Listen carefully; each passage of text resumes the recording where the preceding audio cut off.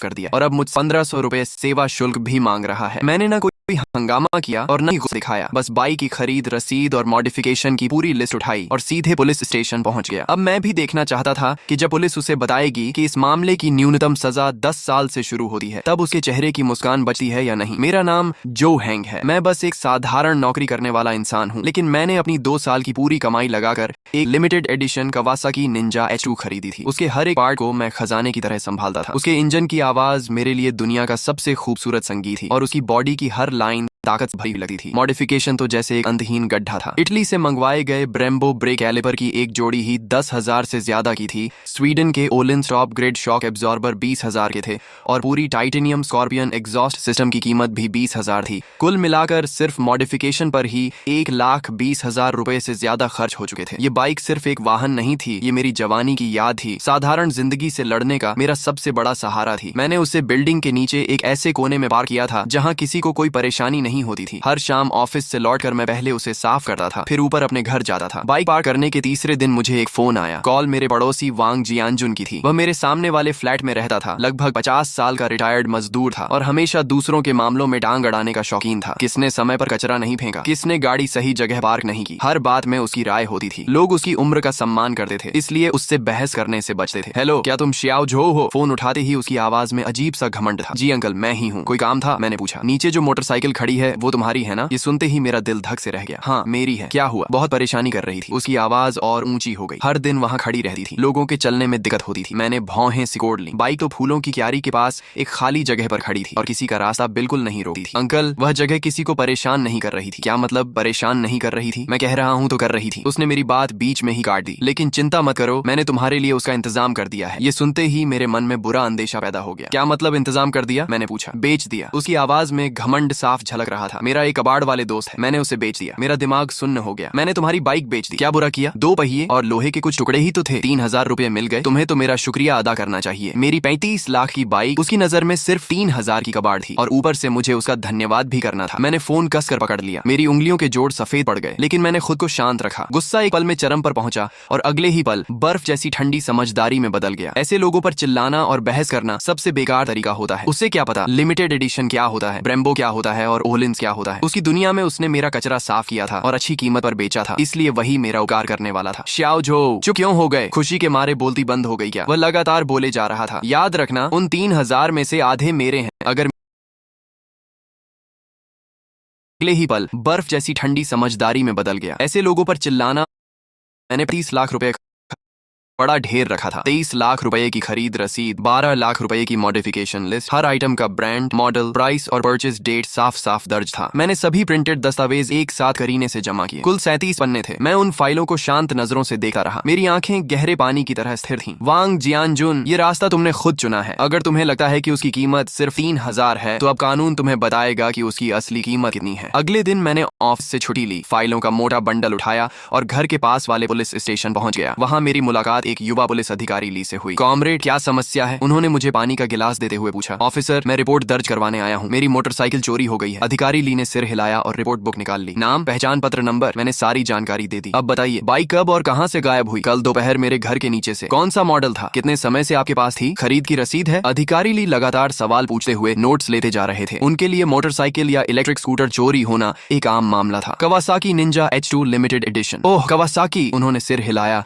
लेकिन साफ था कि उन्हें इस मॉडल की असली कीमत का अंदाजा नहीं था। रसीद और बाकी सारे दस्तावेज मेरे पास हैं। मैंने हाथ में पकड़ी फाइल उनके सामने रखी। फाइल काफी मोटी थी, जिसे देखकर वे थोड़ा हैरान हुए। उन्होंने सबसे ऊपर रखी खरीद रसीद उठाई। जैसे ही उनकी नजर 23 लाख रुपए की रकम पर पड़ी, उनका हाथ अचानक रुक गया। उन्होंने सिर उठाकर मुझे दोबारा गौर से देखा। उनकी आंखों में हैरानी साफ दिखाई दे रही थी। कॉमरेड, क्या आपको यकीन है कि यह रसीद असली है? बिल्कुल। मैंने अपना पहचान पत्र और खरीद अनुबंध भी उनके सामने रख दिया। मालिक की सारी जानकारी मेरी है, आप जांच कर सकते हैं। अधिकारी ली का चेहरा गंभीर हो गया। उन्होंने फाइल उठाई और एक एक पन्ना ध्यान से पलटना शुरू कर दिया। ब्रेम्बो ब्रेक कैलिपर की कीमत 12,000 थी। ओलिन्स का रियर शॉक एब्जॉर्बर 21,000 का था और स्कॉर्पियन की पूरी एग्जॉस्ट सिस्टम 33,000 की थी। जैसे जैसे अधिकारी ली पन्ने पलटे गए, उनकी गति धीमी होती गई और चेहरे का भाव भी गंभीर होता चला गया। जब वे आखिरी पन्ने तक पहुंचे और कुल रकम 3,54,000 रुपए देखी, तो उन्होंने गहरी सांस खींच ली। उनके पास बैठे एक उम्रदराज पुलिस अधिकारी भी आगे झुककर फाइल देखने लगे। कुछ देर बाद अधिकारी ली बोले, मुझे इस मामले की जानकारी हमारे स्टेशन इंचार्ज को देनी होगी। ये कहकर कहकर वे फाइल उठाकर जल्दी जल्दी स्टेशन इंचार्ज के ऑफिस की ओर चले गए। मुझे पता था कि मामला अब उसी दिशा में जा रहा है जिसकी मैंने उम्मीद की थी। कुछ हजार रुपए की बाइक चोरी होना और 3.5 लाख रुपए की बाइक चोरी होना पुलिस की नजर में दो बिल्कुल अलग स्तर की घटनाएं थी। पहले मामले में शायद सिर्फ रिपोर्ट लिखी जाती और आपको घर जाकर इंतजार करने को कहा जाता, लेकिन दूसरे मामले में स्पेशल इन्वेस्टिगेशन टीम बनती और तय समय में केस सुलझाने का दबाव होता। कुछ मिनट बाद एक मध्यम उम्र के अधिकारी जिनके कंधे पर 2 पट्टियां और एक सितारा लगा था, अधिकारी ली के साथ बाहर आए। आप मिस्टर जो हैं? उन्होंने पूछा। जी, मैंने खड़े होकर जवाब दिया। मैं इस थाने का प्रभारी हूँ, मेरा नाम झांग है। नमस्ते इंस्पेक्टर झांग, मैंने सम्मान से कहा। अधिकारी ली ने मुझे सारी जानकारी दे दी है। उन्होंने मेज पर रखी फाइलों की ओर इशारा किया। इन सभी दस्तावेजों की कॉपी सबूत के तौर पर रखी जाएगी। आपका मामला बहुत बड़ा है और इसकी प्रकृति भी गंभीर है। हमारा थाना इसे बेहद गंभीरता से ले रहा है। हम तुरंत एक स्पेशल टीम बनाकर जांच शुरू करेंगे और जल्द से जल्द आपकी बाइक वापस लाने की कोशिश करेंगे। मैंने सिर हिलाकर धन्यवाद दिया और फिर कहा, लेकिन जिसने मेरी बाइक ली है शायद मैं जानता हूँ कि वह कौन है। यह सुनते ही इंस्पेक्टर झांग की आंखें चमक उठी। कौन? उन्होंने तुरंत पूछा। मेरा पड़ोसी वांग जियानजुन। इसके बाद मैंने पिछली शाम फोन पर हुई पूरी बातचीत शब्दशः उन्हें सुना दी। मेरी बात खत्म होते ही कमरे में सन्नाटा छा गया। इंस्पेक्टर झांग की भौहें कसकर सिकुड़ गईं। तुम कहना चाहते हो कि तुम्हारे पड़ोसी ने 3.5 लाख रुपए की बाइक को कबाड़ समझकर 3,000 रुपए में बेच दिया? जी, फोन पर उसने यही कहा था। और उसने तुमसे उन 3,000 में से 1,500 रुपए भी मांगे? जी। इंस्पेक्टर झांग कुछ पल चुप रहे। इतने साल पुलिस सेवा में रहने के बावजूद शायद उन्होंने भी ऐसा अजीब मामला कभी नहीं देखा था। ये सिर्फ चोरी नहीं थी, ये मूर्खता, लालच और अज्ञानता का मिश्रण था। अधिकारी ली ने बगल में बैठे वरिष्ठ पुलिसकर्मी से धीरे से पूछा, सर, यह चोरी का मामला है, गबन का है या किसी और की संपत्ति को अवैध रूप से बेचने का? बुजुर्ग अधिकारी ने सिर हिलाया। जो भी हो, रकम 3 लाख से ज्यादा है। इतनी बड़ी राशि में सजा कम से कम 10 साल से शुरू होती है। उनके मुंह से निकला 10 साल। मेरे कानों में अलग ही वजन लेकर गूंजा। वह सिर्फ एक संख्या नहीं थी, वह न्याय का भार था। इंस्पेक्टर झांग ने तुरंत फोन उठाया और आदेश दिया, सभी यूनिट ध्यान दें, 3 मिनट में नीचे इकट्ठा हो, हम मौके पर जा रहे हैं। फिर उन्होंने मेरी ओर देखकर कहा, मिस्टर जो, आपने बहुत समझदारी दिखाई। आपने निजी झगड़ा करने के बजाय कानून पर भरोसा किया। यही सबसे सही तरीका था। अब आगे का काम हमें करने दीजिए। मैंने सिर हिलाया। मुझे पता था कि असली तमाशा अब शुरू होने वाला था। ऑफिस से बाहर निकलते ही मैंने देखा कि कई पुलिसकर्मी तैयार खड़े थे। अधिकारी ली ने मेरी ओर देखकर कहा, चलो इस वांग जियानजुन से मिलते हैं। पुलिस की गाड़ी बिना सायरन बजाए चुपचाप हमारे अपार्टमेंट के नीचे आकर रुकी। मैं, इंस्पेक्टर झांग, अधिकारी ली और 2 अन्य पुलिसकर्मी गाड़ी से उतरे। दोपहर का समय था। सोसाइटी में कई बुजुर्ग और बच्चे घूम रहे थे। जैसे ही लोगों ने पुलिस वालों को हमारी बिल्डिंग की ओर जाते देखा, सबकी नजरें हमारी तरफ मुड़ गईं। हम सीढ़ियां चढ़कर वांग जियानजुन के घर के सामने पहुंचे। अधिकारी ली ने दरवाजा खटखटाया। कौन है? अंदर से उसकी चिड़ी हुई आवाज आई। पुलिस, दरवाजा खोलो। अधिकारी ली की आवाज साफ और मजबूत थी। अंदर अचानक सन्नाटा छा गया। करीब 10 सेकंड बाद दरवाजा थोड़ा सा खुला। वांग जियानजुन ने आधा चेहरा बाहर निकाला। जैसे ही उसने पुलिस वालों और उनके पीछे खड़े मुझे देखा, वह एक पल के लिए स्तब्ध रह गया। अधिकारी साहब, आप लोग किसे ढूंढ रहे हैं? उसने बनावटी मासूमियत से पूछा। इंस्पेक्टर झांग आगे बढ़े और अपना पहचान पत्र दिखाया। एक चोरी के मामले में तुमसे पूछताछ करनी है। चोरी? उसकी आंखें तेजी से घूमी। फिर उसने दरवाजा पूरा खोल दिया और मेरी ओर उंगली दिखाते हुए जोर से बोला, अरे, अगर उस कबाड़ बाई की बात है तो आपको मेरा पक्ष भी सुनना चाहिए। मैंने तो भलाई की थी, नीचे बेकार जगह घेर कर रखी थी, इसलिए मैंने उसे हटवा दिया। अब यह लड़का उल्टा पुलिस बुला लाया। बताइए, क्या कोई ऐसे एहसान का बदला देता है? वह ऐसे बोल रहा था जैसे असली पीड़ित वही हो। शोर सुनकर आसपास के पड़ोसी भी बाहर निकल आए। क्या हुआ? इतनी पुलिस क्यों आई है? सुना है बाइक का मामला है। वही नई बाइक जो झो ने खरीदी थी। इतनी सुंदर बाइक कबाड़ कैसे हो गई? लोग आपस में फुसफुसाने लगे। मैं अब भी चुपचाप खड़ा था और उसे बोलने दे रहा था। इंस्पेक्टर झांग ने बिना भाव बदले पूछा, वांग जियानजुन, हमारे कुछ सवाल हैं, सच सच जवाब देना। क्या वह बाइक तुमने बेची थी? हाँ, मैंने बेची थी, उसने सीना ठोकते हुए कहा। 3,000 रुपए में बेची और आधे पैसे इसे देने वाला था, लेकिन इसने तो सीधे पुलिस बुला ली। किसने तुम्हें किसी और की संपत्ति बेचने का अधिकार दिया? इंस्पेक्टर झांग की आवाज ठंडी हो गई। अधिकार? वह बाइक सार्वजनिक जगह घेर कर खड़ी थी। मैं भी इस सोसाइटी का निवासी हूँ, इसलिए मुझे उसे हटाने का हक है और मैंने तो उसके लिए पैसे भी बनवा दिए। मैंने उसकी मदद की है। भीड़ में कई लोग हंस पड़े। ऐसी दलील उन्होंने पहले कभी नहीं सुनी थी। इंस्पेक्टर झांग ने बहस करने की जरूरत नहीं समझी। उन्होंने अधिकारी ली से एक दस्तावेज लिया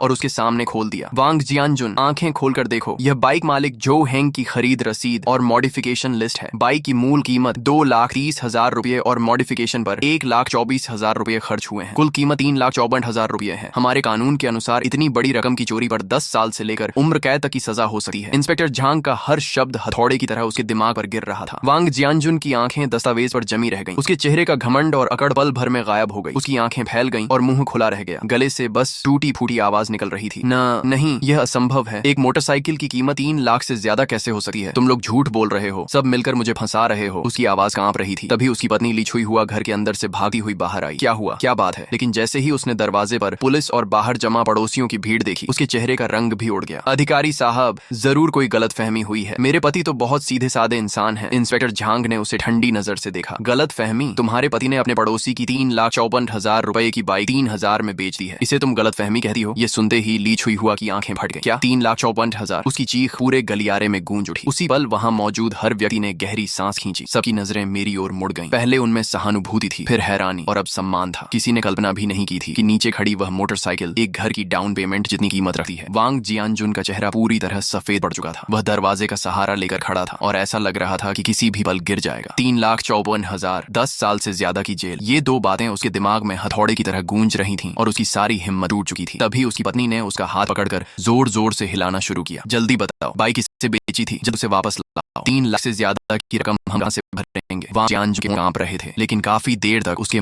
मुंह से एक शब्द भी। बोलते ही अधिकारी ली आगे आए और सख्त आवाज में बोले, वांग जियानजुन, अभी और तुरंत हमें बताओ कि तुमने बाइक किसे बेची है और खरीदार कहाँ है? वांग जियानजुन की आंखों में पूरी तरह निराशा छा चुकी थी। उसने अपनी पत्नी की ओर देखा और टूटे हुए शब्दों में बोला, मैंने कबाड़ खरीदने वाले को बेच दी थी। अब वो इंसान भी नहीं मिल रहा और पैसे भी मैंने जुआ खेलकर हार दिए। ये सुनते ही ली छुई हुआ जोर से रो पड़ी। वह जमीन पर बैठ गई और हाथ पैरों के सहारे घिसटते हुए मेरी ओर आई और मेरे पैंट पकड़ ली। श्याओ झो, नहीं मिस्टर झो, कृपया हमारे साथ दया करो और मेरे पति को छोड़ दो। वह बस एक बूढ़ा और समझदार न होने वाला इंसान है, उसे कुछ नहीं पता। उसकी चीखें बेहद दर्दनाक और टूटे हुए भावों से भरी थीं। उसके चेहरे पर आंसू और नाक बह रही थी और अब उसमें पहले जैसा कोई घमंड नहीं बचा था। आसपास खड़े पड़ोसी इशारे कर करके बातें कर रहे थे। सच में 3,50,000? हे भगवान, इस बार तो वांग जियानजुन फंस गया। ये फंसना नहीं है, ये तो सीधा खुद को मशीन में डालने जैसा है। ठीक ही हुआ, हमेशा छोटे फायदे उठाता था।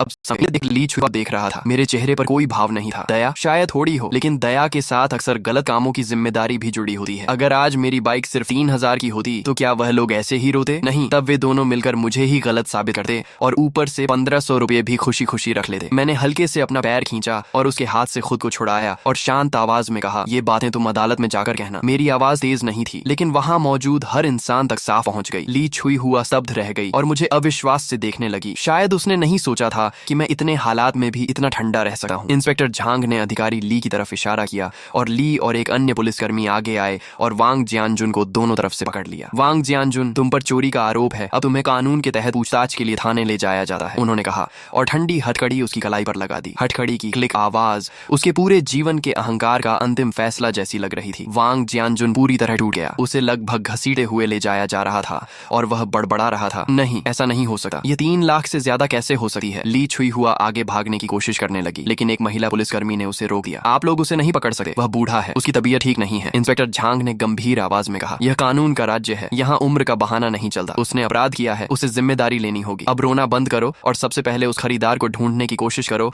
और बाइक वापस लाओ। यही तुम्हारे पास सजा कम करने का एकमात्र रास्ता है। इसके बाद वह मेरी तरफ मुड़े और बोले, मिस्टर जो, आप भी हमारे साथ थाने चलकर बयान दीजिए। मैंने सिर हिलाया और हम सब लोगों की भीड़ के सामने नीचे उतर आए। नीचे पहले से ही पूरी सोसाइटी जमा थी। जैसे ही लोगों ने वांग जियानजुन को हथकड़ी में बाहर आते देखा, भीड़ में हलचल मच गई। मैं पीछे पीछे चल रहा था, मेरा चेहरा शांत था। मैंने लोगों की बातें सुनी। ये लड़का तो बहुत सख्त निकला, कोई रहम नहीं किया। सख्त क्या? अगर तुम्हारी 30 लाख की चीज होती तो तुम क्या करते? सही किया, ऐसे आदमी पर नरमी नहीं होनी चाहिए। मैं लगभग हंस ही पड़ा। सच में, जैसा बाप वैसा बेटा। उसके बाप ने 35 लाख की बाइक को 3,000 में बेच दिया और उसे लगता है कि 5,000 युआन देकर सब कुछ निपटा देगा। तुम्हें लगता है मेरी बाइक की कीमत सिर्फ 5,000 है? एक मोटरसाइकिल की आखिर कितनी कीमत होगी? 5,000 कम नहीं होते। वांग बिन की आवाज बेहद अधीर थी। ज्यादा नखरे मत दिखाओ, मैं बता रहा हूँ, अगर मेरे पापा को कुछ भी हुआ तो तुम्हारा भी अच्छा नहीं होगा। यह एक खुली धमकी थी। मुझे गुस्सा नहीं आया, बल्कि मैं मुस्कुरा दिया। ठीक है, मैं इंतजार करूंगा। और हाँ, तुम्हें एक बात याद दिला दूं, तुम्हारी ये कॉल कंप्लेनेंट को धमकाने और जुडिशियल फेयरनेस में बाधा डालने के दायरे में आती है और मैंने पूरी रिकॉर्डिंग भी कर रखी है। इतना कहकर मैंने सीधे फोन काट दिया। फोन के दूसरी तरफ वांग बिन का चेहरा शायद हरा पड़ गया होगा। मैंने मोबाइल की रिकॉर्डिंग स्टेशन इंचार्ज झांग के सामने चला दी। झांग साहब का चेहरा तुरंत इतना गंभीर हो गया मानो उससे पानी टपकने लगे। बहुत बढ़िया, क्या परिवार है। बूढ़ा अज्ञान और बेखौफ, छोटा घमंडी और दबंग, ये लोग खुलेआम कानून को चुनौती दे रहे हैं। उन्होंने वॉकी टॉकी उठाया और ठंडी आवाज में आदेश दिया, टेक्निकल टीम, अभी इसी नंबर की लोकेशन ट्रेस करो। एक्शन टीम तैयार रहे। आज मैं पूरे परिवार को सीधा अंदर भेजूंगा। सीसीटीवी फुटेज जल्दी ही निकाल ली गई। झांग साहब के गुस्से की वजह से पुलिस स्टेशन की एफिशिएंसी अपने चरम पर पहुंच गई थी। कॉलोनी के गेट वाले कैमरे में कल दोपहर का दृश्य साफ दिखाई दे रहा था। एक पुरानी इलेक्ट्रिक 3 व्हीलर एक तिरपाल से ढकी मोटरसाइकिल को लादे धीरे धीरे इलाके से बाहर निकल रही रही थी। हालांकि बाइक ढकी हुई थी, लेकिन उसका खास शेप और साइज साफ बता रहा था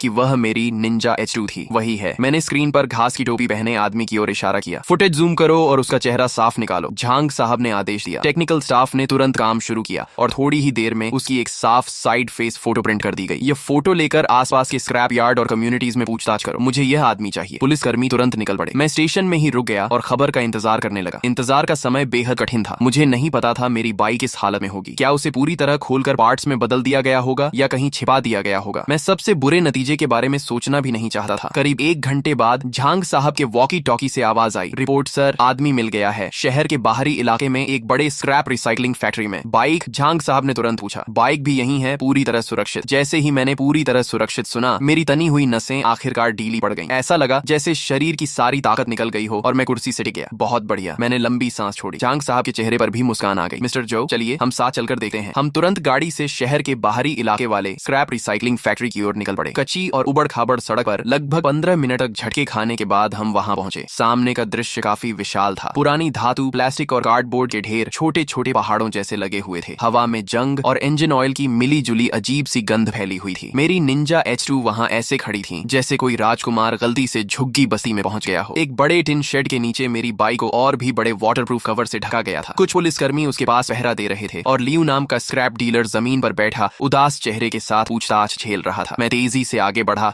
और एक झटके में कवर हटा दिया। वही परिचित कवासाकी ग्रीन रंग फिर से मेरी आंखों के सामने था। बाइक थोड़ी गंदी हो गई थी, उस पर धूल जमी हुई थी। बाएं साइड मिरर पर हल्की सी खरोंच थी। इसके अलावा सब कुछ ठीक था। Brembo brake calipers, Olin suspension और अक्रापोविच एग्जॉस्ट सब अपनी जगह मौजूद थे। मैंने हाथ बढ़ाकर बाइक की ठंडी बॉडी को हल्के से छुआ। दिल में अनगिनत भाव उमड़ पड़े। ऐसा लग रहा था जैसे कोई खोया हुआ खजाना वापस मिल गया हो। ऑफिसर ली उस समय बॉस लियू का बयान लिख रहे थे। बताओ क्या हुआ था? लियू रोने जैसा चेहरा बनाकर बोला। ऑफिसर, मैं बेगुनाह हूँ। उस वांग नाम के आदमी ने कसम खाकर कहा था कि यह उसके बेटे की बेकार पड़ी टूटी फूटी बाइक है जो जगह घेर रही है और वह इसे हटवाना चाहता है। मुझे बाइक अच्छी लगी तो मैंने एक सवाल पूछ लिया। उसने कहा 3000 युआन दो और अभी ले जाओ। मुझे भी शक हुआ था। ये बाइक किसी भी तरह कबाड़ नहीं लग रही थी, लेकिन मैंने सोचा मुफ्त का मौका है, छोड़ना बेवकूफी होगी, इसलिए मैंने उसे 3000 दिए और बाइक ले आया। ऑफिसर ली ने ठंडी आवाज में कहा, यह साफ साफ स्टोलन प्रॉपर्टी खरीदने का मामला है। तुम जानते थे कि सामान की ओरिजिन संदिग्ध है, फिर भी सस्ते में खरीद लिया। लियू ने जल्दी से सफाई दी। मेरा ऐसा इरादा नहीं था। बाइक लाने के बाद मुझे भी लगने लगा कुछ गड़बड़ है। ये बाइक बहुत नई थी, इसके पार्ट्स में पहचान भी नहीं पा रहा था, लेकिन महसूस हो रहा था कि ये बेहद महंगे हैं। मैं एक स्क्रैप कलेक्टर हूँ, ऐसी चीज खोलने की हिम्मत कैसे करता। मैंने बस सोचा था पहले इसे छिपा देता हूँ, फिर मामला शांत होने पर किसी बाइक एक्सपर्ट से पूछूंगा और अच्छी कीमत पर बेचने की कोशिश करूंगा। मैं कसम खाता हूँ मैंने इंजन तक स्टार्ट नहीं किया। उसकी बातों ने दूसरी तरफ से मेरी बाइक की वैल्यू साबित कर दी। एक स्क्रैप कलेक्टर तक समझ गया था कि यह कोई साधारण बाइक नहीं है। सिर्फ वांग जियानजुन जैसा अज्ञानी और घमंडी इंसान ही इसे कबाड़ समझ सकता था। झांग साहब मेरे पास आए और मेरे कंधे पर हाथ रखा। मिस्टर जो, हमने अपना वादा निभा दिया, आपकी बाइक वापस मिल गई। धन्यवाद झांग साहब, और सभी ऑफिसर्स का भी बहुत बहुत धन्यवाद। मैंने दिल से उनका धन्यवाद किया। यह तो हमारा कर्तव्य है, झांग साहब ने कहा। अब यह बाइक केस से जुड़ा सबूत है, इसलिए फिलहाल हमारी कस्टडी में रहेगी। जब केस की सुनवाई पूरी हो जाएगी तब इसे आपको वापस सौंप दिया जाएगा। मैंने समझदारी से सिर हिलाया। इसके अलावा नुकसान सिर्फ खरोंच तक सीमित नहीं है। यह एक लिमिटेड एडिशन बाइक है। किसी भी गैर आधिकारिक तरीके से इसे हिलाने या स्टोर करने से इसकी पेंट सरफेस, इलेक्ट्रिकल सिस्टम और परफॉर्मेंस पर संभावित असर पड़ सकता है। इन सब की प्रोफेशनल इंस्पेक्शन और असेसमेंट होनी चाहिए। मेरी बात सुनकर झांग साहब एक पल के लिए चौंके, फिर सिर हिलाया। तुम सही कह रहे हो, हम तुम्हारी राय पूरी तरह अप्रेजल एजेंसी तक पहुंचाएंगे। अब मामला लगभग खत्म हो चुका था। चोरी का सामान भी मिल गया था और आरोपी भी पकड़ लिए गए थे। वांग जियानजुन पर चोरी का आरोप लगभग तय हो चुका था। जहां तक बॉस लियू की बात ही, वह चोरी का सामान खरीदने के अपराध से नहीं बच सका था, लेकिन क्योंकि उसने पूरा सहयोग किया था और बाइक भी सुरक्षित थी, इसलिए संभवतः उसे हल्की सजा मिलेगी। इसी दौरान दूसरी टीम के पुलिसकर्मियों से भी खबर आई। वांग जियानजुन का बेटा वांग बिन उसकी अपनी कंपनी में मिल गया था और उसे भी पुलिस स्टेशन लाया जा चुका था। झांग साहब ने मेरी तरफ देखकर मुस्कुराते हुए कहा, मिस्टर जो, आज स्टेशन में काफी हलचल होने वाली है, चलिए वापस चलते हैं और देखते हैं कि उस लड़के के पास अब क्या कहने को बचा है। हम स्टेशन लौटे। अंदर प्रवेश करते ही मैंने देखा कि एक सूट पहना हुआ, बालों में चमकदार तेल लगाए एक युवा आदमी इंतजार वाली कुर्सी पर अधीरता से बैठा हुआ था। वह वांग बिन था। उसके बगल में ली छुई हुआ रोते हुए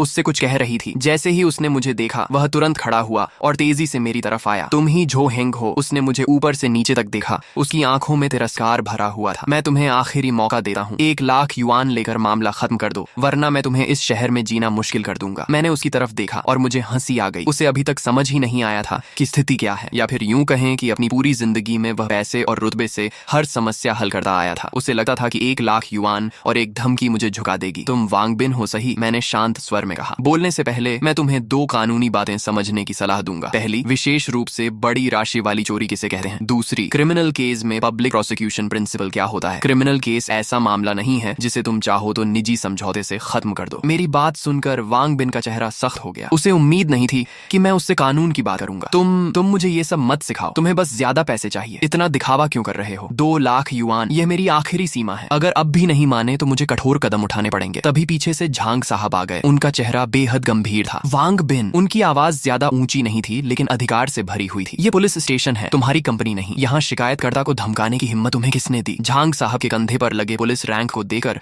वांग बिन की अकड़ तुरंत आधी रह गई। मैंने उन्हें धमकाया नहीं, मैं तो बस समझौता करना चाहता था। समझौता? झांग साहब ने ठंडी हंसी हंसते हुए कहा, तुम्हारे पिता ने 35 लाख युआन की चीज चुराई और तुम 2 लाख युआन देकर समझौता करना चाहते हो। काफी समझदार हिसाब लगाते हो। और फोन पर मिस्टर जो को धमकाने वाली रिकॉर्डिंग भी हमारे पास मौजूद है। जुडिशियल फेयरनेस में बाधा डालने और मलिशियस डेफमेशन का एक और आरोप जोड़ लो। लगता है तुम अपने पिता का साथ देने जेल जाना चाहते हो। झांग साहब की हर बात वांग बिन के दिल पर हथौड़े की तरह पड़ रही थी। उसके माथे पर ठंडा पसीना आ गया। आखिरकार उसे समझ में आया कि यह कोई छोटी मोटी परेशानी नहीं थी जैसी वह पहले संभालता आया था। उसके बगल में बैठी ली छुई हुआ तो डर के मारे रोना भी भूल चुकी थी और सिर्फ कांप रही थी। ऑफिसर, गलतफहमी है, सब गलतफहमी है। वांग बिन का स्वर अचानक नरम हो गया। उसने चेहरे पर जबरदस्ती मुस्कान लाने की कोशिश की जो रोने से भी ज्यादा बदसूरत लग रही थी। मैं अभी अभी बिजनेस ट्रिप से लौटा हूँ, मुझे पूरी बात पता नहीं थी। गुस्से में गलती हो गई, कृपया बुरा मत मानिए। मेरे पिताजी ने जानबूझकर ऐसा नहीं किया, बस उम्र के कारण उनका दिमाग ठीक से काम नहीं कर रहा था। लेकिन झांग साहब उसकी बातों में आने वाले नहीं थे। जानबूझकर किया या नहीं इसका फैसला कानून करेगा। अभी वांग जियानजुन पर चोरी का आरोप है, लियू पर चोरी का सामान खरीदने का और तुम पर जुडिशियल फेयरनेस में बाधा डालने का। तुम सबकी जांच होगी। ऑफिसर ली, इन माँ बेटे को भी पूछताछ कक्ष में ले जाइए और अलग अलग पूछताछ कीजिए। ऑफिसर ली आगे बढ़े और उन्हें चलने का इशारा किया। वांग बिन का चेहरा पूरी तरह सफेद पड़ गया। उसने मदद की उम्मीद में मेरी तरफ देखा लेकिन मैंने केवल ऐसा भाव दिया मानो मैं कुछ नहीं कर सकता। अगर पहले समझदारी दिखाई होती तो आज यह दिन नहीं देखना पड़ता। जब उन्हें ले जाया गया तो ऑफिस आखिरकार शांत हो गया। झांग साहब ने मुझे एक गिलास पानी दिया। मिस्टर जो, आपको यह तमाशा देखना पड़ा। कोई बात नहीं, दुनिया बड़ी है और हर तरह के लोग होते हैं। झांग साहब ने आह भरी। सच है, यह परिवार जरूरत से ज्यादा बिगड़ चुका है। मैंने अभी अभी वांग बिन की जांच करवाई है। उसकी खुद की एक छोटी कंपनी है और बाहर भी वह हमेशा दबंगई करता फिरता है। उसे लगता है कि पैसा हर समस्या हल कर सकता है। इस बार उसे लॉ बेस्ड सोसाइटी की अच्छी शिक्षा मिलेगी। इसके बाद सब कुछ तय प्रक्रिया के अनुसार चलता गया। वांग जियानजुन ने चोरी के अपराध को पूरी तरह स्वीकार कर लिया। बॉस लियू ने भी माना कि उसने लालच में आकर संदिग्ध स्रोत वाली बाइक सस्ते में खरीद ली थी। वांग बिन और ली छुई हुआ भी रिकॉर्डिंग और कानून के दबाव के सामने सारी सच्चाई बताने पर मजबूर हो गए। क्योंकि सबूतों की चेन पूरी थी और तथ्य स्पष्ट थे, इसलिए मामला जल्द ही प्रोसिक्यूटर ऑफिस को भेज दिया गया। उधर मैंने भी एक वकील नियुक्त कर लिया जो सिविल कॉम्पेंसेशन लॉ सूट संभालने वाला था। मेरी मांग बहुत सीधी थी। पहली, वांग जियानजुन की क्रिमिनल रिस्पॉन्सिबिलिटी तय हो और किसी भी हालत में उसे माफी न मिले। दूसरी, वह मेरी सारी आर्थिक हानि की भरपाई करे। इसमें बाइक की डिप्रिशिएशन कॉस्ट, प्रोफेशनल इंस्पेक्शन और रिपेयर फीस, साथ ही बाइक चोरी होने के दौरान मेरे ट्रांसपोर्टेशन एक्सपेंसेस भी शामिल थे। वकील ने मेरे सारे बिल्स और सबूतों की जांच के बाद अनुमान लगाया कि कॉम्पेंसेशन कम से कम 40 लाख युआन होगा, उससे कम नहीं। जब यह खबर वांग बिन तक पहुंची तो सुना गया कि उसने गुस्से में घर का एक एंटीक वेस तोड़ दिया। अगले कुछ दिनों में मैं पूरी कॉलोनी का मशहूर व्यक्ति बन गया। लोग मुझे सम्मान और डर के मिश्रण वाली नजरों से देखने लगे। अब कोई भी मेरे घर के सामने गलत तरीके से गाड़ी पार करने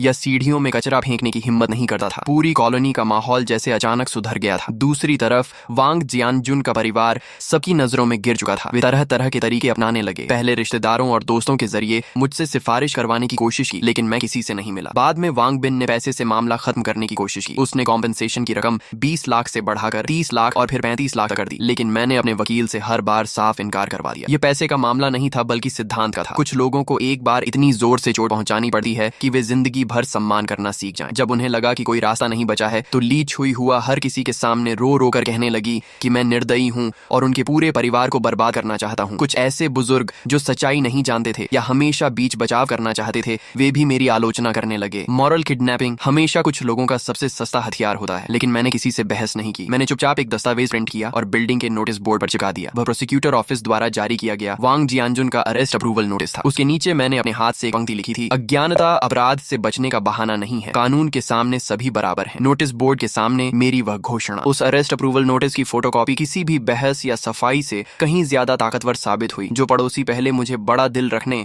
और माफ कर देने की सलाह दे रहे थे, अब वे मुझे देखते ही रास्ता बदल लेते थे। उनकी नजरों में सम्मान के साथ साथ एक हल्का सा डर भी था। वे मुझसे नहीं डरते थे बल्कि उस तरीके से डरते थे जिसमें मैं आम लोगों की तरह व्यवहार नहीं करता था, लेकिन फिर भी पूरी तरह कानून और तर्क के दायरे में रहता था। ली छुई हुआ का रोना धोना भी बंद हो गया। वह अब बिल्डिंग के नीचे बैठकर खुद को बेचारा साबित करने की कोशिश नहीं करती थी, क्योंकि नोटिस बोर्ड के सामने से गुजरने वाला हर व्यक्ति उसे तिरस्कार भरी नजरों से देखता था। लेकिन मैं जानता था कि यह सिर्फ तूफान से पहले की शांति है। वांग परिवार इतनी आसानी से हार मानने वाला नहीं था, खासकर वांग बिन। वह ऐसा इंसान था जो हमेशा पैसे और ताकत से समस्याएं हल करता आया था। पुलिस स्टेशन से बाहर आने के बाद उसने एक बार भी मुझसे संपर्क नहीं किया। यह बिल्कुल असामान्य था। उसके स्वभाव के हिसाब से या तो वह बुरी तरह बौखला चुका होता या फिर किसी बड़े षड्यंत्र की तैयारी कर रहा होता। मैंने लापरवाही नहीं की। मैंने अपने वकील को फोन किया और वांग बिन को लेकर अपनी चिंता बताई। वकील ने मुझे सावधान रहने, अपनी पर्सनल सेफ्टी का ध्यान रखने और हर गतिविधि पर नजर रखने की सलाह दी। साथ ही उसने बताया कि क्रिमिनल केस अब प्रोसिक्यूटर ऑफिस के पब्लिक प्रोसिक्यूशन प्रोसेस में प्रवेश कर चुका है। वांग जियानजुन की जेल की सजा लगभग तय मानी जा रही थी। हमारी सिविल लॉ सूट भी आधिकारिक रूप से दाखिल की जा चुकी थी और अब सिर्फ सुनवाई का इंतजार था। ऊपर से देखने पर सब कुछ सही दिशा में बढ़ रहा था, लेकिन मेरे दिल की बेचैनी लगातार बढ़ती जा रही थी। सोमवार को मैं हमेशा की तरह ऑफिस काम पर गया। मैं जिस कंपनी में काम करता था वह एक मध्यम आकार की इंटरनेट एंटरप्राइज थी जो एंटरप्राइज सर्विसेज का काम करती थी। मैं वहाँ प्रोजेक्ट मैनेजर था। न बहुत बड़ा पद और न बहुत छोटा। काम काफी रहता था, लेकिन नौकरी सम्मानजनक थी। जैसे ही मैं ऑफिस पहुंचा मुझे माहौल कुछ अजीब लगा। सहकर्मी मुझे देकर नजरें चुरा रहे थे। कुछ लोग जो आमतौर पर मेरे काफी करीबी थे कुछ कहना चाहते थे, लेकिन कह नहीं पा रहे थे। मेरे दिल में अचानक एक झटका सा लगा। लगता है आखिरकार वह चाल चल दी गई थी। मैं अपनी सीट पर जाकर बैठा और कंप्यूटर चालू ही किया था कि एडमिनिस्ट्रेशन डिपार्टमेंट का एक कर्मचारी मेरे पास आया। जो हैंग, मिस्टर चेन आपको अपने ऑफिस में बुला रहे हैं। मिस्टर चेन हमारी कंपनी के मालिक थे। 40 साल से ऊपर उम्र, तेज दिमाग और बेहद सक्षम व्यक्ति। वह आमतौर पर मेरे जैसे स्तर के कर्मचारियों को सीधे अपने ऑफिस नहीं बुलाते थे। लगता है वांग बिन के हाथ अब कंपनी तक पहुंच चुके थे। मैंने गहरी सांस ली, अपने कपड़े ठीक किए और जनरल मैनेजर ऑफिस की तरफ चल पड़ा। ऑफिस का दरवाजा खुला हुआ था। मिस्टर चेन अपनी बड़ी कुर्सी पर बैठे थे। उनके चेहरे पर कोई खास भाव नहीं था। ये समझना मुश्किल था कि वह खुश हैं या नाराज। मिस्टर चेन, आपने बुलाया? मैंने पूछा। बैठो। उन्होंने सामने वाली कुर्सी की इशारा किया। मैं बैठ गया और अपनी कमर सीधी रखी। मैंने खुद से कोई सफाई देने की कोशिश नहीं की,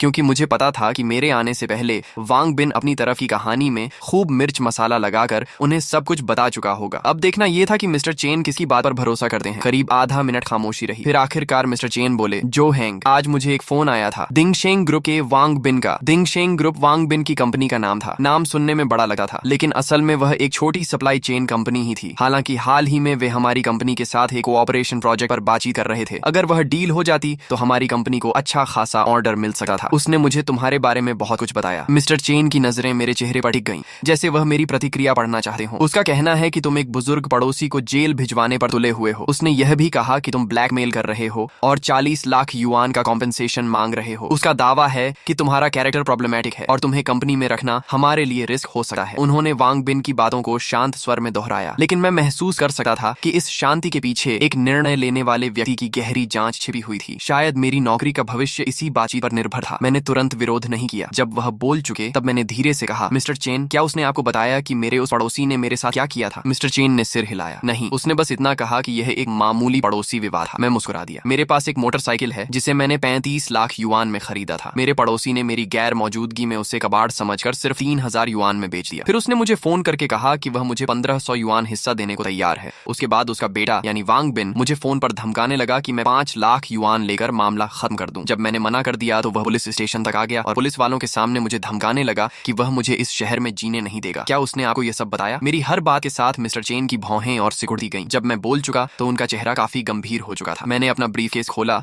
और वही दस्तावेज निकाले जो पहले पुलिस को दिए थे। बाइक की परचेस इनवॉइस, मॉडिफिकेशन लिस्ट और इंपोर्ट कस्टम्स डिक्लेरेशन। मैंने उन्हें धीरे से उनकी मेज पर रख दिया। फिर मैंने अपना मोबाइल निकाला और एक रिकॉर्डिंग चला दी। मैं बता रहा हूँ, अगर मेरे पापा को कुछ हुआ तो तुम्हारा भी अच्छा नहीं होगा। वांग बिन की घमंडी आवाज शांत ऑफिस में बेहद कर्कश लग रही थी। अब मिस्टर चेन के चेहरे को सिर्फ खराब नहीं कहा जा सकता था, वह पूरी तरह सख्त और गंभीर हो चुका था। उन्होंने मेज पर रखे दस्तावेज तेजी से पलटने शुरू किए। जब उनकी नजर उन महंगे मॉडिफिकेशन पार्ट्स की सूची पर गई तो उनकी आंखों में हैरानी की झलक दिखी। रिकॉर्डिंग खत्म होने के बाद उन्होंने सिर उठाकर मेरी तरफ देखा। उनकी नजरें बदल चुकी थीं। जो हैंग, तो तुम भी एक इंथुजियस्ट हो? मैं एक पल के लिए चौंका, लेकिन फिर समझ गया। मिस्टर चेन, क्या आपको भी गाड़ियों का शौक है? मिस्टर चेन मुस्कुराए। वह उठकर ऑफिस के एक कोने में रखी अलमारी तक गए और उसका दरवाजा खोला। अंदर फाइलें नहीं बल्कि कई शानदार कार मॉडल्स रखे हुए थे। उनमें से एक पोर्श 911 GT3 का मॉडल भी था। जब मैं जवान था तब मुझे भी गाड़ियों का बहुत शौक था। बाद में उम्र बढ़ी और समय कम हो गया। अब बस यही मॉडल्स बची हुई यादें हैं। उन्होंने पोर्श मॉडल उठाया और हल्के से उसकी धूल साफ की। Brembo brakes, Ohlins suspension, इन चीजों के पीछे दो तरह के लोग पागल होते हैं। या तो बिना सोचे समझे समझे दिखावा करने वाले, या फिर वे लोग जिन्हें मशीनों और परफॉर्मेंस से सच्चा प्यार होता है। मुझे लगता है तुम दूसरी श्रेणी में आते हो। ये कहते हुए वह मेरी ओर मुड़े। तुमने इस मामले को बहुत अच्छी तरह संभाला। मूर्खता और घमंड का सामना हमेशा सबसे शांत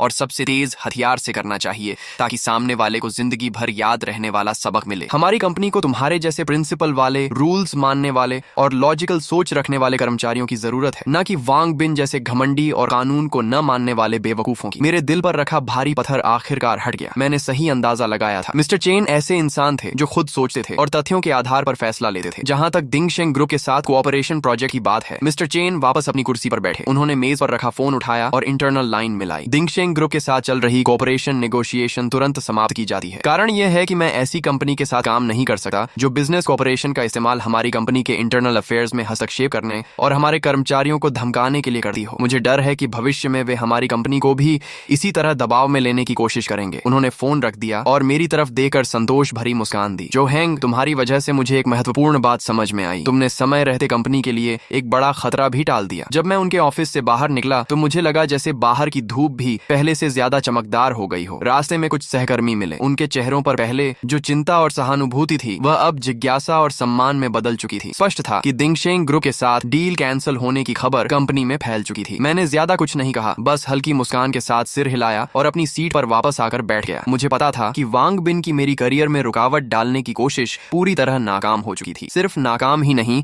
उसने खुद अपने पैरों पर कुल्हाड़ी मार ली थी। उस जैसी छोटी कंपनी के लिए हमारी कंपनी एक बहुत महत्वपूर्ण पोटेंशियल क्लाइंट थी। यह कॉन्ट्रैक्ट खोना उसके लिए निश्चित रूप से भारी नुकसान था। उसी शाम मेरे वकील का फोन आया। मिस्टर जो, आपको एक अच्छी खबर दूं, आपकी बाइक की डैमेज असेसमेंट रिपोर्ट आ गई है और नतीजे हमारी उम्मीद से भी बेहतर हैं। उनकी आवाज में उत्साह साफ झलक रहा था। कैसे? मैंने पूछा। असेसमेंट एजेंसी ने बहुत प्रोफेशनल काम किया है। उन्होंने सिर्फ साइड मिरर की स्क्रैच रिपेयर कॉस्ट का ही आकलन नहीं किया, बल्कि हमारे उस तर्क को भी स्वीकार किया है कि लिमिटेड एडिशन व्हीकल को गैर आधिकारिक तरीके से हिलाने और स्टोर करने से संभावित नुकसान हो सकता है। रिपोर्ट में कहा गया है कि बाइक को गैर पेशेवर लोगों द्वारा गैर पेशेवर उपकरणों से ट्रांसपोर्ट किया गया और खराब माहौल में रखा गया, जिससे उसकी पेंट सरफेस पर कई सूक्ष्म स्क्रैचेस आई हैं जो सामान्य आंखों से दिखाई नहीं देती। साथ ही उसके प्रिसीजन इलेक्ट्रॉनिक सिस्टम्स में नमी और धूल जमा होने का भी जोखिम पैदा हुआ है। रिपोर्ट में पूरे वाहन की highest standard deep cleaning, maintenance और सिस्टम इंस्पेक्शन की सिफारिश की गई है। इन सभी खर्चों को जोड़ने पर डायरेक्ट इकोनॉमिक लॉस 48,000 युआन आंका गया है। उन्होंने थोड़ी देर रुकर आगे कहा, और यह तो सिर्फ शुरुआत है, इसमें वह हिडन लॉस शामिल नहीं है जो बाइक की चोरी की घटना के कारण सेकंड हैंड मार्केट वैल्यू में कमी के रूप में हुआ है। इस पर भी एक्सपर्ट्स ने ओपिनियन दिया है और अनुमान लगाया है कि बाइक की कीमत में 10% से 15% तक की गिरावट आई है। यानी सिर्फ वाहन के नुकसान के आधार पर ही हम कम से कम 80,000 युआन से अधिक कॉम्पेंसेशन क्लेम कर सकते हैं। मैं उनकी बात सुनते हुए मन ही मन उनकी प्रोफेशनलिज्म की और भी ज्यादा इज्जत करने लगा। वास्तव में प्रोफेशनल काम हमेशा प्रोफेशनल्स को ही सौंपना चाहिए, लेकिन वकील अभी रुके नहीं। और यह सबसे महत्वपूर्ण बात भी नहीं है। सबसे महत्वपूर्ण यह है कि यह रिपोर्ट क्रिमिनल केस की सेंटेंसिंग बेसिस के रूप में प्रोसिक्यूटर ऑफिस को भेजी जाएगी। पहले क्योंकि बाइक बरामद हो गई थी, इसीलिए कोर्ट सजा तय करते समय कुछ नरमी बरत सकता था, लेकिन अब जब यह साबित हो गया है कि इस घटना ने गंभीर परिणाम पैदा किए हैं, तो वांग जियानजुन का अपराध और मजबूत हो गया है। मुझे लगता है कि 10 साल से ज्यादा की सजा से वह बच नहीं पाएगा। फोन कटने के बाद मेरे मन में मिश्रित भावनाएं थीं। मैं कोई क्रूर इंसान नहीं था और न ही किसी को बर्बाद करने में मुझे आनंद आता था, लेकिन जिस क्षण वांग जियानजुन ने मेरी बाइक बेच दी थी, उसी क्षण उसने अपने लिए सबसे गंभीर परिणाम तय कर लिए थे। अज्ञानता और मूर्खता कभी भी अपराध से बचने का बहाना नहीं बन सकती। अगले कुछ दिनों तक वांग बिन पूरी तरह गायब रहा। मुझे खबर मिली कि दिंगशेंग ग्रुप की कैश फ्लो चेन में कुछ समस्याएं आने लगी हैं। मिस्टर चेन अपने बिजनेस सर्कल में काफी प्रभावशाली व्यक्ति थे। उन्होंने खुलकर कह दिया था कि वांग बिन का कैरेक्टर खराब है और उसके काम करने का कोई बॉटम लाइन नहीं है। नतीजतन कई कंपनियां जो पहले उसके साथ काम करने पर विचार कर रही थीं, अब रिस्क असेसमेंट दोबारा करने लगी थीं। बटरफ्लाई इफेक्ट धीरे धीरे सामने आने लगा था। शायद वांग बिन इस समय इतनी समस्याओं में घिर चुका था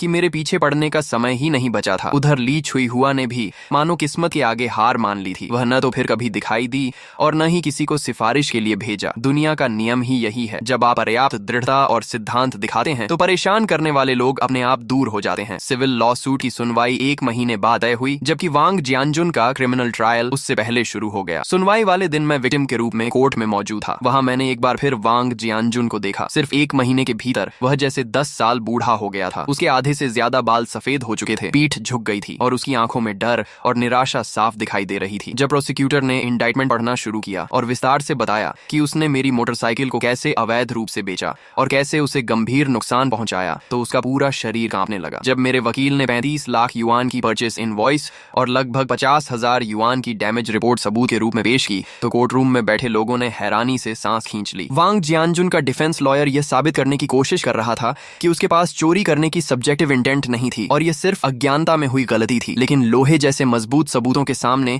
ये दलीलें बेहद कमजोर लग रही थीं। फिर जज ने पूछा, प्रतिवादी, क्या आपको अपने किए पर पछतावा है? वांग जियानजुन ने सिर उठाकर मेरी तरफ देखा। उसकी धुंधली आंखें कांप रही थीं। मैं गलत था, मैं सचमुच गलत था। मुझे आपकी बाइक को हाथ नहीं लगाना चाहिए था। मुझे थोड़े से पैसे के लालच में नहीं पड़ना चाहिए था। उसकी आवाज भर्रा गई थी। ये पहली बार था जब मैंने उसके चेहरे पर सच्चा पछतावा देखा, लेकिन अब बहुत देर हो चुकी थी। कोर्ट कोई सब्जी मंडी नहीं होती और न्याय कोई ऐसी चीज नहीं होती जिस पर मोल भाव किया जा सके। फाइनल स्टेटमेंट के समय मैंने बोलने से इनकार कर दिया क्योंकि मुझे लगा अब कुछ कहने की जरूरत नहीं है। तथ्य खुद सब कुछ बता चुके थे। फिर जज ने फैसला सुनाया। प्रतिवादी वांग जियानजुन चोरी के अपराध का दोषी पाया जाता है। अपराध की राशि अत्यंत बड़ी है और इसके गंभीर परिणाम हुए हैं। तथ्य स्पष्ट हैं और सबूत पर्याप्त हैं। अपराध की परिस्थितियों तथा पश्चाताप को ध्यान में रखते हुए उसे 11 वर्ष के फिक्स टर्म इम्प्रिजनमेंट, 3 वर्ष के पॉलिटिकल राइट्स डिप्रीवेशन और 50,000 युआन के फाइन की सजा दी जाती है। फैसला सुनते ही वांग जियानजुन की आंखें पलट गईं और वह सीधे प्रतिवादी की सीट पर ढह गया। दर्शक दीर्घा के कोने से ली छुईहुआ की दिल दहला देने वाली चीख सुनाई दी। मैं शांतिपूर्वक खड़ा हुआ, पीछे मुड़कर नहीं देखा और कोर्ट रूम से बाहर निकल गया। बाहर आसमान बेहद नीला था। मैं जानता था कि वांग जियानजुन का फैसला अब समाप्त हो चुका है, लेकिन वांग बिन और उसके पूरे परिवार की असली परीक्षा अभी शुरू हुई थी। सिविल कॉम्पेंसेशन के 40 लाख युआन अभी भी उनके सिर पर बाकी थे। फैसले के बाद वांग परिवार की दुनिया पूरी तरह बिखर गई। 11 साल की जेल किसी 50 वर्ष से अधिक उम्र के व्यक्ति के लिए क्या मायने रखती है, यह बताने की जरूरत नहीं थी। सुना कि ली छुईहुआ गंभीर रूप से बीमार पड़ गई और आधे महीने से ज्यादा अस्पताल में रही। उधर वांग बिन के सामने और भी बड़ी समस्या खड़ी हो गई। उसके पिता पर 50,000 युआन का फाइन लगाया गया था और मेरी 400,000 युआन की सिविल कॉम्पेंसेशन केस भी समय पर सुनवाई के लिए पहुंच गई। कोर्ट में वांग बिन के वकील ने कॉम्पेंसेशन अमाउंट कम करवाने की पूरी कोशिश की। उन्होंने वाहन को नुकसान पहुंचने की बात तो मानी, लेकिन कॉम्पेंसेशन की रकम पर आपत्ति जताई। उनका कहना था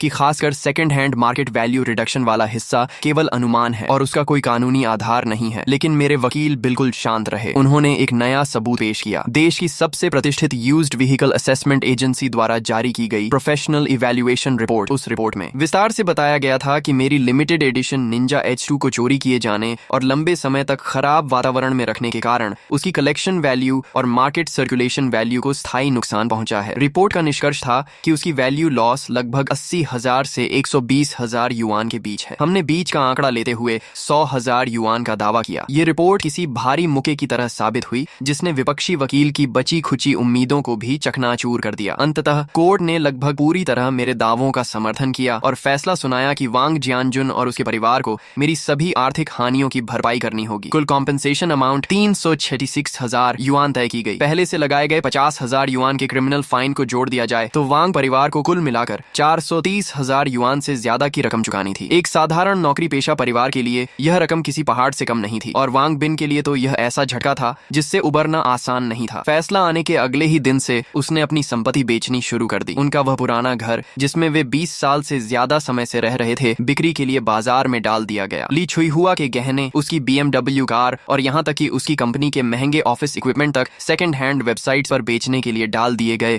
फिर भी इतनी बड़ी रकम जुटाने में उसकी कमर टूट गई। दिंगशेंग ग्रुप पहले ही हमारी कंपनी का ऑर्डर खोने के बाद मुश्किल में था। अब मालिक खुद मुकदमों में घिरा हुआ था और कंपनी की पूंजी भी लगभग खत्म हो चुकी थी। जल्द ही कंपनी की हालत इतनी खराब हो गई कि उसका संचालन मुश्किल हो गया। जब दीवार गिरती है तो हर कोई धक्का देने आ जाता है। जिन कंपेटिटर्स को उसने पहले परेशान किया था और जिन सप्लायर्स के पैसे उसने रोक रखे थे वे सभी एक एक करके उसके पीछे पड़ गए। 2 महीने भी नहीं बीते थे कि दिंगशेंग ग्रुप ने आधिकारिक रूप से बैंक्रप्सी लिक्विडेशन की घोषणा कर दी। जो वांग बिन कभी सबकी नजरों में सफल प्रेसिडेंट वांग था, वह अब लोगों की नजरों में एक बदनाम डिफॉल्टर बन चुका था। इस दौरान उसने एक बार अपने वकील के माध्यम से मुझसे संपर्क किया। उसने अनुरोध किया कि मैं उसे कुछ अतिरिक्त समय दे दूं ताकि वह कॉम्पेंसेशन अमाउंट किस्तों में चुका सके। मैंने उसकी बात मान ली, लेकिन एक शर्त रखी। मैंने कहा कि उसे एक पब्लिक अपॉलॉजी लेटर लिखना होगा जिसमें वह पूरी सच्चाई बताए। उसके पिता की लालच और अज्ञानता, उसकी अपनी घमंड भरी हरकतें, मुझे धकाने की कोशिश और जुडिशियल फेयरनेस में हस्तक्षेप करने के प्रयास, सब कुछ बिना छिपाए विस्तार से लिखना होगा और फिर उस माफीनामे को कॉलोनी के नोटिस बोर्ड पर पूरे 1 महीने तक लगाकर रखना होगा। वांग बिन काफी देर तक चुप रहा, लेकिन आखिरकार उसने यह शर्त मान ली क्योंकि उसके पास कोई दूसरा विकल्प नहीं था। कुछ दिनों बाद नोटिस बोर्ड पर लगी लाल रंग की अरेस्ट नोटिस के बगल में एक नई सफेद शीट दिखाई दी। वह वांग बिन का अपॉलॉजी लेटर था। उस पत्र के शब्द पश्चाताप और विनम्रता से भरे हुए थे। उसकी पंक्तियों में उस पुराने घमंडी वांग बिन की कोई झलक नहीं बची थी। कॉलोनी के लोग रोज वहां से गुजरते समय रुकर उसे पढ़ते और फिर एक लंबी सांस भरते। ये किसी भी भाषण या सीख से कहीं ज्यादा प्रभावशाली चेतावनी थी। उसने सभी को एक बात सिखा दी, कभी किसी की सीमा लांघने की कोशिश मत करो और कानून की गरिमा को चुनौती देने की भूल मत करो, क्योंकि तुम कभी नहीं जानते कि तुम्हारे सामने दिखने वाला यह बिल्कुल साधारण सा पड़ोसी असल में किस ताकत और किस सिद्धांत के सहारे खड़ा है। मेरी मोटरसाइकिल भी आखिरकार पुलिस स्टेशन से वापस मिल गई। मैं उसे शहर के सबसे अच्छे सर्विस सेंटर में ले गया और वहां उसकी सबसे कॉम्प्रिहेंसिव मेंटेनेंस और रेस्टोरेशन करवाई। कॉम्पेंसेशन के पैसों का एक हिस्सा उसी में खर्च हो गया और बाकी रकम मैंने बचा कर रख दी। जिंदगी मानो फिर से अपने पुराने रास्ते पर लौट आई थी। मैं अब भी वही साधारण प्रोजेक्ट मैनेजर था जो हर दिन मेट्रो पकड़कर ऑफिस जाता था। लेकिन जब मैं दोबारा अपनी कवासाकी निंजा H2 पर बैठा, थ्रॉटल घुमाया और उस परिचित इंजन रोर को सुना तो मेरा मन पहले जैसा नहीं रहा था। अब वह बाइक सिर्फ साधारण जिंदगी के खिलाफ मेरा हथियार नहीं थी, बल्कि मेरे सिद्धांतों पर टिके रहने और न्याय की रक्षा करने का एक मेडल बन चुकी थी। एक शाम मैं शहर की एक्सप्रेसवे पर बाइक चला रहा था कि हेलमेट के ब्लूटूथ ईयरफोन में फोन बज उठा। कॉल मिस्टर चेन की थी। जो हैंग, कहाँ हो? उन्होंने पूछा। सर, बाहर बाइक चला रहा हूँ, मैंने जवाब दिया। तुम्हें एक अच्छी खबर देनी है। उनकी आवाज बेहद खुश लग रही थी। वांग बिन वाला प्रोजेक्ट तो कैंसिल हो गया था ना, लेकिन उस प्रोजेक्ट की क्लाइंट कंपनी को हमारी कंपनी में काफी दिलचस्पी हो गई है। उन्होंने सुना कि हमने अपने एम्प्लॉय की रक्षा के लिए कोऑपरेशन छोड़ दी और वे हमारी कॉर्पोरेट कल्चर से बहुत प्रभावित हुए। आज उन्होंने आधिकारिक रूप से हमारे साथ कॉन्ट्रैक्ट साइन कर लिया है। कॉन्ट्रैक्ट अमाउंट वांग बिन वाले प्रोजेक्ट से 3 गुना बड़ा है और सबसे मजेदार बात, उनकी कंपनी के बॉस एक सीनियर मोटरसाइकिल एंथुसियास्ट हैं। उन्होंने खास तौर पर तुम्हें मिलने के लिए कहा है। कह रहे थे कि ओलिन सस्पेंशन ट्यूनिंग पर तुमसे चर्चा करनी है। फोन पर मिला। यह निमंत्रण मेरे लिए अप्रत्याशित था, लेकिन मैं जल्दी ही समझ गया कि शायद यह मेरी जिंदगी का एक बड़ा अवसर हो सकता है। ठीक है सर, मैं कभी भी उपलब्ध हूँ, मैंने कहा। मिस्टर चेन हंस पड़े। अच्छा, मैं तुम्हें बाद में वीचैट पर एड्रेस भेजता हूँ, अच्छे से तैयार होकर आना। हमारी कंपनी की इज्जत मत डुबो देना। फोन कट गया और मेरे दिल में एक गर्माहट सी भर गई। उनकी बातें मजाकिया जरूर थीं, लेकिन उनमें अपनापन साफ झलक रहा था। उन्होंने मुझे सिर्फ एक एम्प्लॉई नहीं बल्कि ऐसा इंसान माना था जिसे आगे बढ़ाना और सही लोगों से मिलवाना चाहिए। ऐसा विश्वास पैसे से नहीं खरीदा जा सकता। शुक्रवार शाम 7 बजे मैं मिस्टर चेन द्वारा भेजे गए एड्रेस पर पहुंचा। वह शहर के बीचों बीच स्थित एक टॉप लेवल प्राइवेट क्लब था। बाहर कोई साइन बोर्ड नहीं था, सिर्फ एक भारी एबनी वुड डोर थी। दरवाजे पर खड़े अटेंडेंट ने विनम्रता से मेरी पहचान की पुष्टि की और फिर मुझे अंदर ले गया। क्लब का इंटीरियर लो की लेकिन बेहद लग्जूरियस था। हर छोटी बड़ी डिटेल असाधारण टेस्ट को दर्शा रही थी। मिस्टर चेन गुआनलान नाम के प्राइवेट रूम में मेरा इंतजार कर रहे थे। जब मैंने दरवाजा खोला तो देखा कि वह लगभग 50 वर्ष के एक सज्जन व्यक्ति के साथ बड़ी खुशी से बातचीत कर रहे थे। उस व्यक्ति ने एक सलीकेदार चाइनीज ट्रेडिशनल जैकेट पहन रखी थी। उसका व्यवहार शालीन था, आंखें गहरी थीं और उसकी हर हरकत में एक सफल नेता की स्थिरता दिखाई देती थी। स्पष्ट था कि वही क्लाइंट कंपनी के चेयरमैन थे, मिस्टर चेन। मैंने आगे बढ़कर अभिवादन किया। ओह, जो हैंग आ गए। मिस्टर चेन तुरंत उठे और मुस्कुराते हुए बोले, आइए आपकी मुलाकात करवाता हूँ। ये हैं होंगयुएन टेक्नोलॉजी के चेयरमैन मिस्टर ली वेहान। और ली सर, यही हैं हमारी कंपनी के प्रोजेक्ट मैनेजर जो हैंग, जिनके बारे में मैंने आपको बताया था। नमस्ते ली सर, मैंने बिना झिझक हाथ बढ़ाया। तो तुम जो हैंग हो? ली वेहान मुस्कुराए और मजबूती से हाथ मिलाया। उनकी हथेली चौड़ी और ताकतवर थी। उनकी नजरों में उत्सुकता और प्रशंसा दोनों थी। तुम्हारे बारे में मिस्टर चेन ने सब बताया है। तुमने हालात को बहुत समझदारी से